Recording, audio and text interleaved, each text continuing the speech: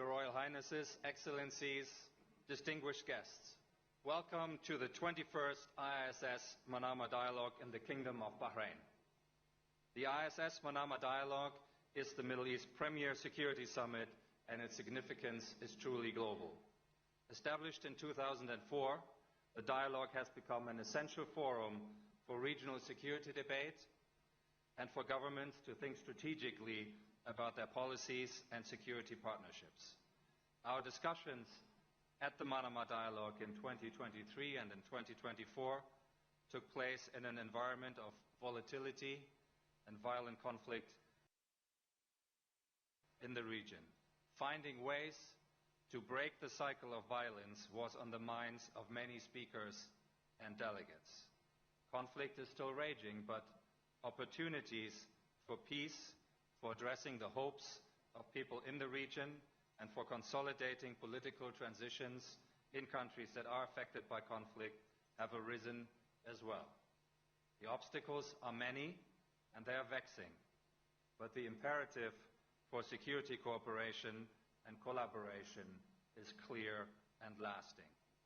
The ISS agenda is simple: to foster dialogue and facilitate cooperation in the service of peace, security, stability, and civilized relations among nations.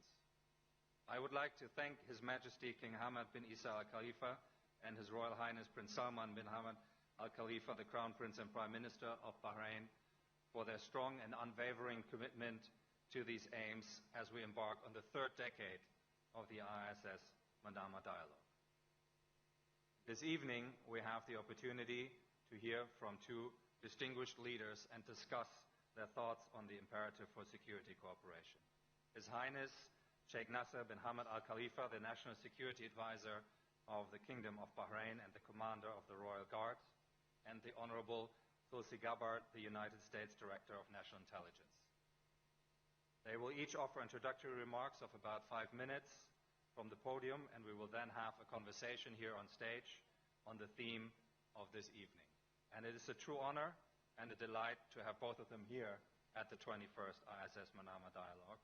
And it's a particular pleasure to now invite His Highness Sheikh Nasser to address this audience. Your Highness, thank you for hosting this dinner. The floor and this podium is yours, Your Highness.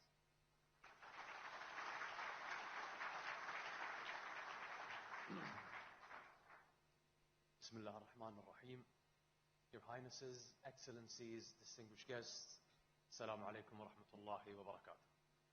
It is a profound honor to welcome you to the Kingdom of Bahrain for the 21st ISS Manama Dialogue.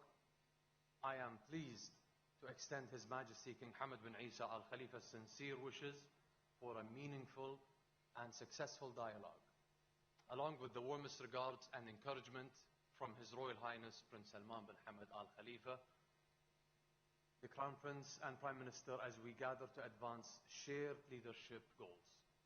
The dialogue continues to serve as a vital platform for advancing regional security, stability, and prosperity. Bahrain deeply values the participation of numerous distinguished and senior representatives from around the world, whose presence and engagement serve as a testament to the enduring spirit of collaboration that defines our shared pursuit for security. I look forward to the fruitful discussions and meaningful engagements that will take place over the course of the dialogue, contributing to a deeper understanding and stronger cooperation among all participants. On this occasion, I would like to extend my sincere appreciation to Dr. Bastian Gateway, Director General and Chief Executive of the International Institute for Strategic Studies, and Mr. Sami Sampson. Where's Sami? Hey, Sami. Executive Director of the IISS, for their dedicated efforts in organizing and preparing for this dialogue. Their continued commitment and professionalism have been instrumental in ensuring the success of this important platform, which brings together leaders, policymakers, and experts to exchange ideas, address shared challenges, and shape a more secure and prosperous future for our region. The Middle East today stands at a defining moment, one shaped by both and persistent challenges. Under the wise visionary leadership of His Majesty King Hamad bin Isa Al Khalifa, the Kingdom of Bahrain continues to uphold the principles of coexistence and dialogue as the foundation of effective statecraft and regional engagement. It is through such steadfast commitment that we find the means to navigate the complexities of our region and contribute meaningfully to collective progress. Recent positive developments, particularly following the adoption of the Gaza Peace Plan, advanced under the leadership of the United States administration and supported by construction mediation efforts, have opened a window of opportunity for renewed regional stability and cooperation. These outcomes underscore the importance of diplomacy, partnership, and pragmatic dialogue in resolving long-standing disputes and fostering sustainable regional resolution. Yet, even as we welcome these encouraging signs, we remain mindful of the destabilization actions that seek to undermine stability and prosperity. Such actions only hinder reconstruction and reconciliation efforts at a time when unity and collaboration are mostly in need. In this pivotal period, it is incumbent upon all regional and international partners to reaffirm their shared commitment to dialogue over division and to cooperation over confrontation. Through wise leadership, mutual respect, and a collective vision for stability, our region can move decisively forward towards a future defined by stability, opportunity, and enduring prosperity for all. In that same spirit, as you engage with the important and wide-ranging issues on the Manama Dialogue agenda, I wish you productive and enlightening discussions. Your insights, your collaborations will undoubtedly contribute to the advancement of peace and security around the region. Wassalamu alaikum wa rahmatullahi wa barakatuh.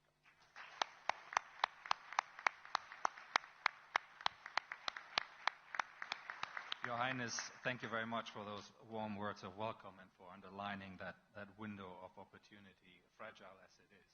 I think that is a theme that we will want to pursue. May I now invite Tosi Gawa to take the podium, please. Thank you.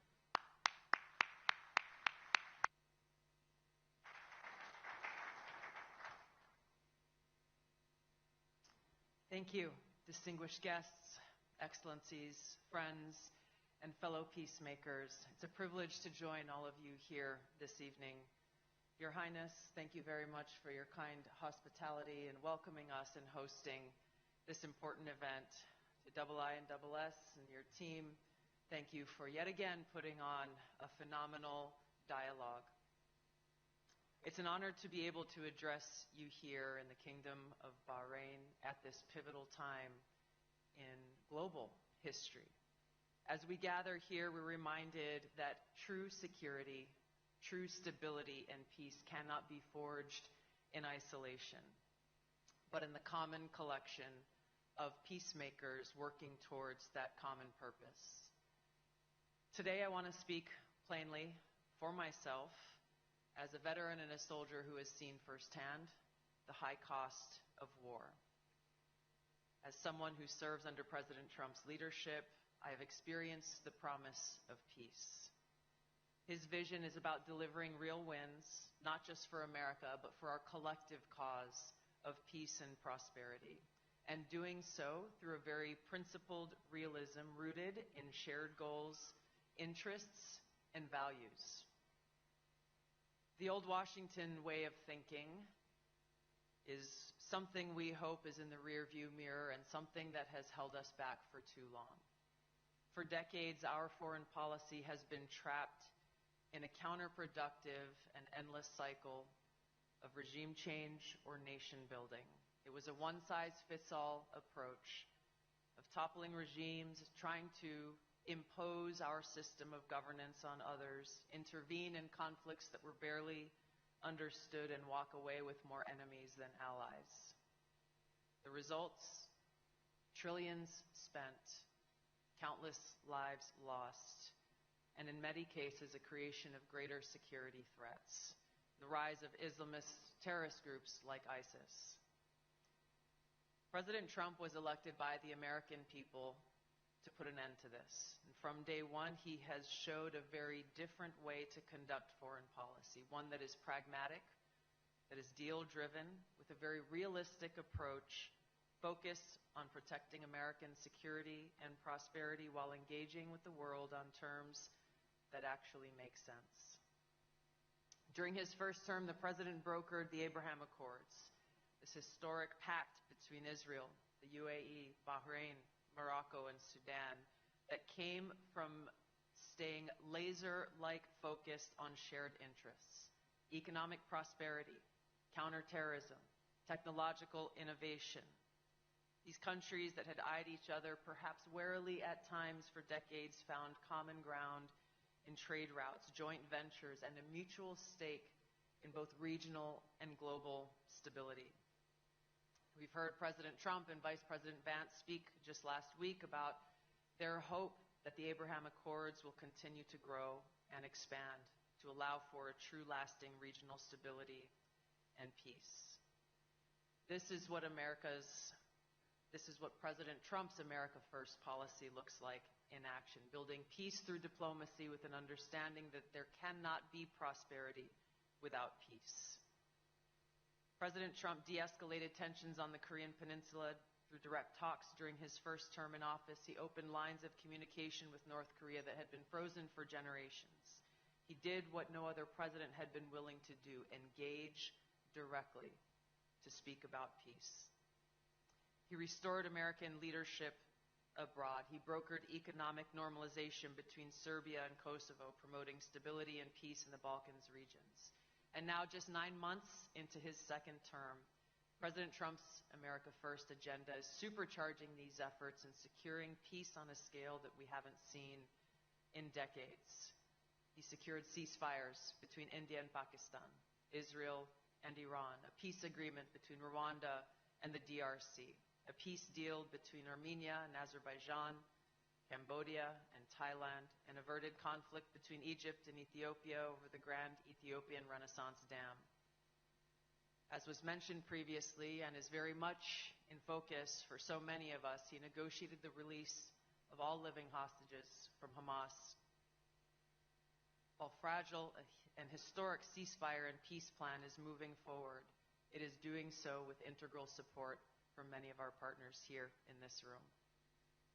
So what ties all of this together? A simple and revolutionary idea: pursue joint interests, find those win-win solutions where they align, and recognize that yes, we will have differences and we will work through them. President Trump understands that not everyone shares our exact values or our system of governance. That's okay. What's most important is finding where our shared common ground exists and building those partnerships and progressing on those common grounds. Things like energy independence that stabilizes global markets. Things like countering terrorism, something that continues to grow in different parts of the world. Strengthening trade partnerships to boost economic growth and innovation. These are the components, the glue of enduring partnerships and friendships. So America First is not about isolating ourselves. As President Trump has shown, it's about engaging in direct diplomacy, being willing to have conversations that others are not willing to have, and finding that path forward where our mutual sovereign interests are aligned. And that's really why we're all gathered here today in Manama. We can commit to this path ourselves and put it into action.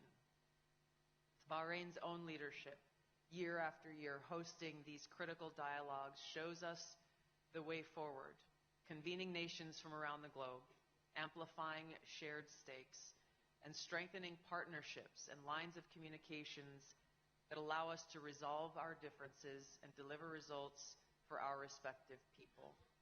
Under President Trump, the United States is your partner in executing this vision as a deal maker who is committed to peace. Together, we look forward to continuing this path towards peace, to ending wars that have defined too many generations, unlock prosperity for millions, and help support the future of a Middle East where security is a dividend of cooperation, not a cost of conflict. Thank you very much. God bless you. God bless the pursuit of peace.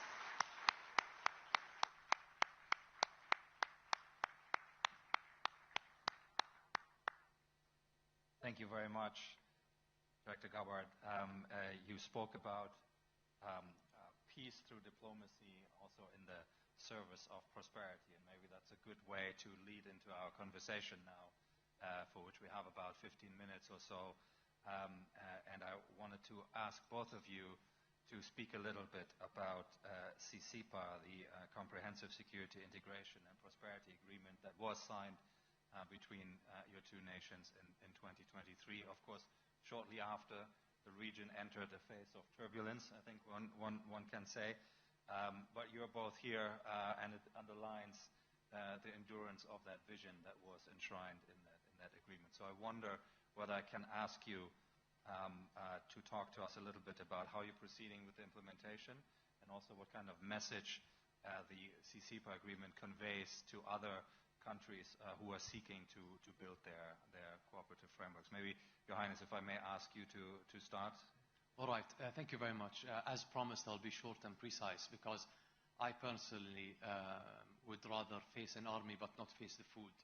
So I would like to go on the CCPA, which is actually the answer for so many conflicts we see, and also not just conflicts, but also the answer for how do we build a global framework that is much bigger than a regional effort.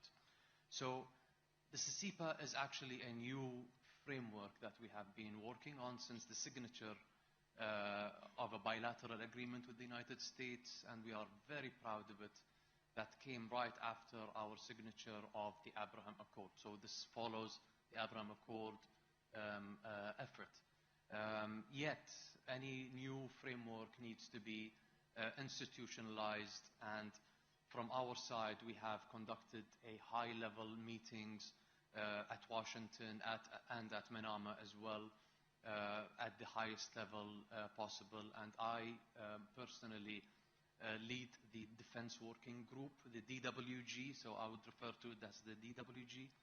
And we have broken down the CCPA into 3 different sectors, which is the Defense Working Group, which conducts the Article 2, and then we will have the Science and Tech Division, and then we will have the Economy and Trade Division. And this is why the CCPA, we look at it as a capital C. It is a comprehensive agreement. It is not just a defensive agreement. And as soon as we have signed that agreement, we have seen quickly a regional unrest.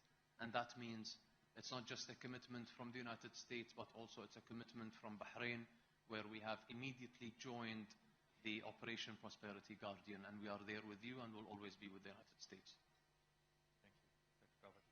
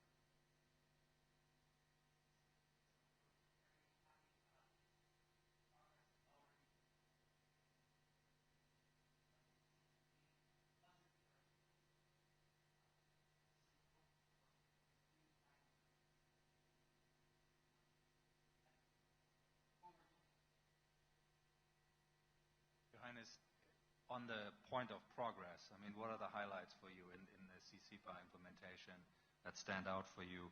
Where would you like perhaps see yet more progress? Where can we go further and faster? And if I may also invite you to perhaps look at when the region mobilized back in June to defend against an incoming Iranian missile attack. What was the role of CCPA in the context of defending and protecting the Kingdom of Bahrain? So basically it has really advanced our strategic priorities, and thanks to the United States. We have fast-tracked our F-16 Block 70 integration and boosting our air power and interoperability. So this is something that we really value, and as well as the Patriot missile systems actually delivered ahead of schedule. We have signed at this time last year and during the IISS with the National Geospatial Agency, and this is something that is not just a defense related, but also it has a lot of benefits in the civilian sector as well.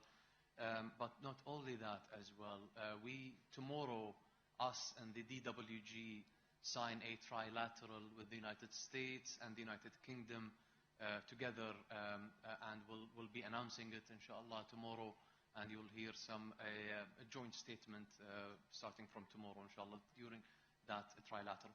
So CCPA is not a bilateral, and it's not also a trilateral, it's a multilateral. It is not a regional, it is I see it as, since after probably the Cold War, there's an outdated security structure, if I may say that. And CCPA today, look at it as at a global level. You can be creative with it. You can offset so many things with it. And I think we have benefited from it, and we have integrated our efforts with the United States, and also we will see CCPA evolving, and we will see new opportunities, and hopefully new flags joining the multilateral agreement. Wonderful. Thank you very much. Dr. Gabbard, the United States across administrations have prioritized bilateral security agreements, and Qatar has recently obtained a security commitment through an executive order. Saudi Arabia is reportedly seeking a security agreement with the United States. So what does this tell us about the U.S.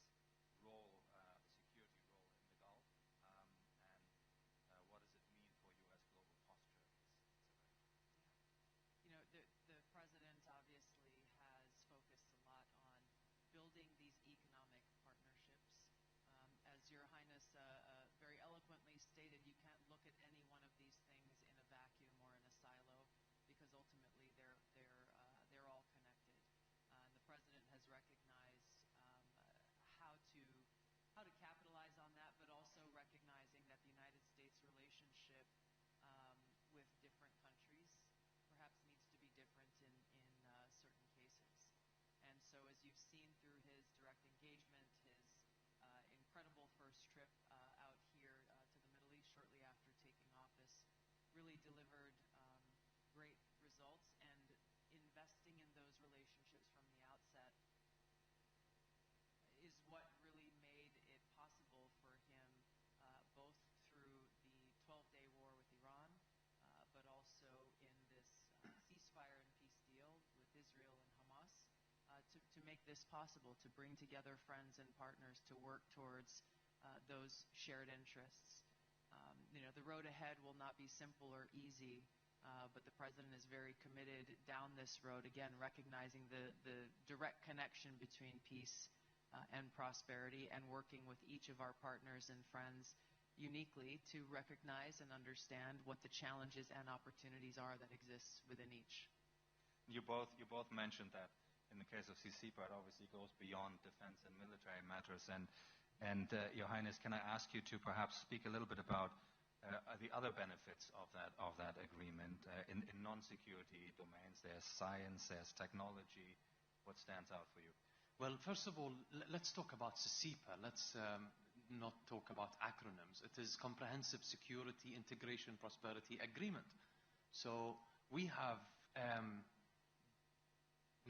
designed the CSIPA to become a driver of prosperity and innovation, and not only a military pact.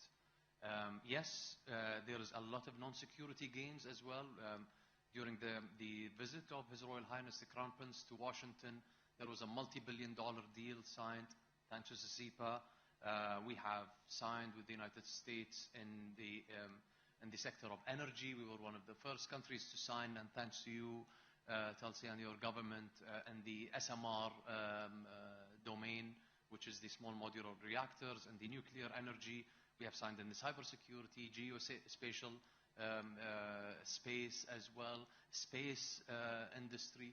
So really we are seeing the sky is the limit, and we are trying to become creative with what we are having on the table with us, and maximizing on our bilaterals with the United States. And we also continue talking with the United States and the industries as well, between our both countries. And Dr. Gabbard, the intelligence is obviously a key part of security cooperation. Can you speak a little bit about your expectations, American expectations, towards partners in that field? What underpins a reliable intelligence relationship? Also, what is the U.S. willing to put into those relationships? Obviously, the U.S. has unique assets and abilities, and I wonder whether you can explain how you look at that aspect of security cooperation. Sure. Well, I won't delve into the depth of intelligence capabilities in this setting. The relationships really are the key. And this is why I really value and I'm grateful to be here, because it is our ability to build those, in many cases, long-standing friendships, partnerships, make sure that those lines of communication are open, not just to share information when it's good news, but really those relationships are what we depend on when we hit a rough patch or there is a crisis that needs to be addressed, where candor is required and plainly speaking of the ground truth of a situation is required for us to be able to navigate through it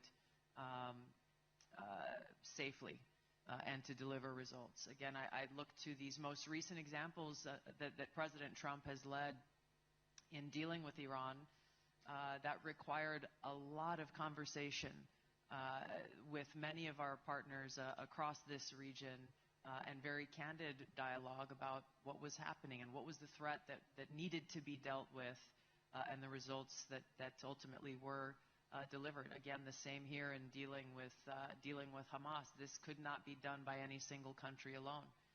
We are in this game-changing and historic moment with President Trump leading the charge, working with people who have become good friends of his.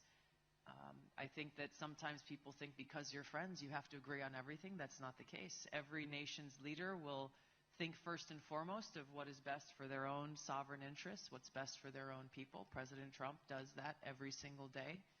And he recognizes that what's best for the American people is when we can tackle and solve these problems together. And so from my standpoint and my role as the Director of National Intelligence, of course, is to make sure we have those strong lines open with our friends and partners in this region and around the world, and to make sure that we are best informing the President so that he can continue to deliver success towards this end of peace and stability. Can I ask you both one final question very briefly? And Dr. Gabbard, I'll start with you, and then I'll let His Highness have the final word. But given that there is a sense of urgency and there's volatility, it's a fast-paced environment, do you feel our efforts on security cooperation across the region, are they keeping pace with that demand and that environment? What do you think? I do. I think when President Trump first came into office, again, the second time, he certainly hit the ground running. He wasted no time. And what has been very heartening and I think exciting and hopeful to see is how many of these nations' leaders have been eager to step up and engage and not only keep pace, but really to find, hey, where are there new opportunities to explore that haven't been explored before, or what are the conversations that now we can have to tackle tough problems that were maybe taboo to have in the past, or conversations that people thought didn't need to be had because the task was impossible. I think President Trump has really shown that we cannot afford to have a defeatist attitude. If we are committed to peace as we say we are, we have to be willing to do the things that others have been unwilling to do in the past, to deliver the results that have failed in the past to have been delivered. Johannes. I do agree with you, Tulsi, and indeed there is a growing sense of urgency. In Bahrain, the imperative is clear. But what we need now around the world is actually to stay ahead of the curve, to keep up with the pace ahead of us, and the conventional, and the cyber, and the hybrid domain as well. There is an imminent threat ahead of us. We watch it, but we also have to keep up with the pace. And again, I would finalize my word as I have started it with CEPA. I think this framework lets us to have that edge over the building up speed of threat globally. Thank you very much. May I invite all of you to thank our two fantastic speakers. Thank you very much.